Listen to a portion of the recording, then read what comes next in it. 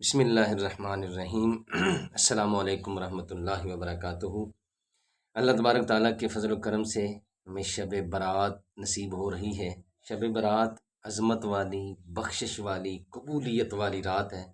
حدیث پاک میں آتا ہے اس رات کو اللہ نے اتنا مبارک بنایا ہے کہ سورج غروب ہونے کے فوراً بعد ہی اللہ تبارک تعالیٰ آسمان دنیا پہ تشریف لاتے ہیں اور اعلان فرماتے ہیں، ہے کوئی سوال کرنے والا میں اس کے سوال کو پورا کروں، ہے کوئی مانگنے والا میں اس کو عطا کروں، ہے کوئی رزق کا طلبگار میں اس کو رزق دے دوں، ہے کوئی بخشش چاہنے والا میں اس کو بخش دوں۔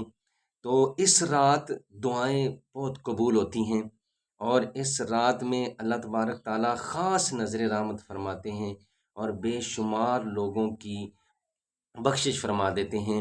اور پھر یہ رات ہے شب برات والی، جس میں آئندہ سال جس نے پیدا ہونا ہے اس کا نام فرشتوں کو دے دیا جاتا ہے، آئندہ سال میں جس نے فوت ہونا ہے اس کا نام بھی فرشتوں کے حوالے کر دیا جاتا ہے، آئندہ سال میں جتنی روزی کسی کو ملنی ہے وہ بھی فرشتوں کے حوالے کر دیا جاتا ہے۔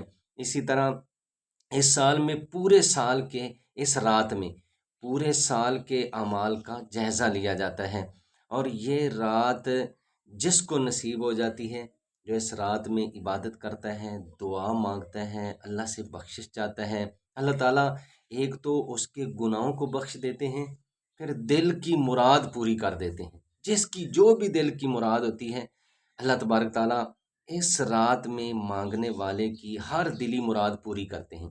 پھر اس رات میں کرنے والے 3 اعمال ہیں جو مستحب ہیں۔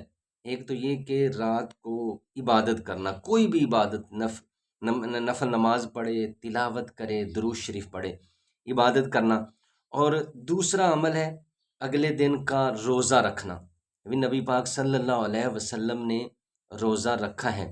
اسی طرح تیسرا عمل ہے قبرستان میں جانا، مستحب ہے، ایک دفعہ نبی پاک صلی اللہ علیہ وسلم گئے اور اکیلے گئے ہیں، اکٹھے جماعتیں بنا کر قبرستان میں جانا یہ جائز نہیں ہے، اکیلے گئے ہیں نبی کریم صلی اللہ علیہ وسلم اور ایک دفعہ آپ گئے ہیں۔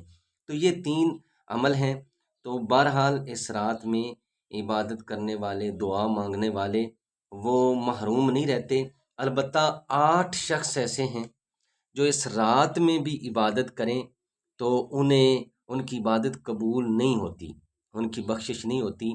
ان میں ایک ہے شرک کرنے والا، جو اللہ کے ساتھ کسی کو اللہ کی ذات میں یا صفات میں شریک بناتا ہے، وہ اس رات میں بھی عبادت کرے تو اس کی دعا قبول نہیں ہوگی۔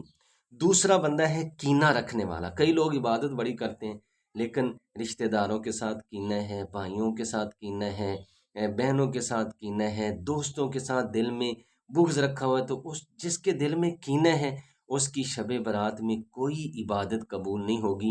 اس لیے چاہیے کہ پہلے دل سے کینہ نکال دیں۔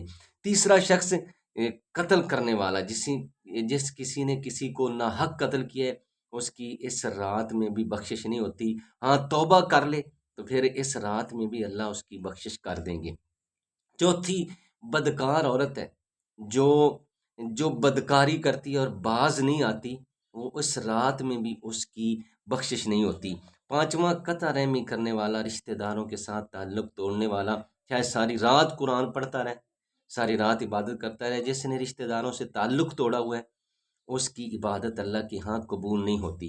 چھٹا بندہ جو تہمد اور شلوار کو ٹخنوں سے نیچے چھوڑتا ہے، یہ تکبر کی نشانی ہے، تو اس کی بھی عبادت اس رات میں قبول نہیں ہوتی اور اس کی دعا اللہ کے ہاں قابل قبول نہیں ہوتی۔ ساتواں جو والدین کا نافرمان ہے، جس کے والدین ناراض ہیں، چاہے وہ شب برات میں عبادت بھی کرتا رہے، اس کی عبادت قبول نہیں ہوگی۔ اس لیے چاہیے پہلے کہ والدین کو راضی کریں اور پھر دعا مانگیں، اللہ دعا قبول کرے گا۔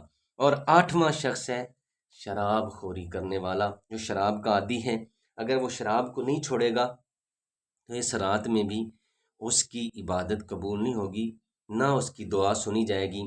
اگر شراب کو چھوڑ دے گا، توبہ کر لے گا تو اس رات میں عبادت کرے گا، دعا مانگے گا تو اس کی دعا قبول ہوگی۔ تو ہمارے لیے یہ بڑی اہم رات ہے۔ اللہ تعالیٰ ہمیں توبہ کرنے کی توفیق بخشے، اس رات میں زیادہ سے زیادہ دعائیں مانگنے کی توفیق بخشے، اور اللہ تبارک تعالیٰ کی رحمت ہماری منتظر ہے۔ دل شکستہ وہ جوڑ دیتا ہے، بات خدا پہ جو چھوڑ دیتا ہے، اس کے جود و کرم کے ہیں کیا کہنے، لاکھ مانگو کروڑ دیتا ہے، وما علینا الا البلاغ۔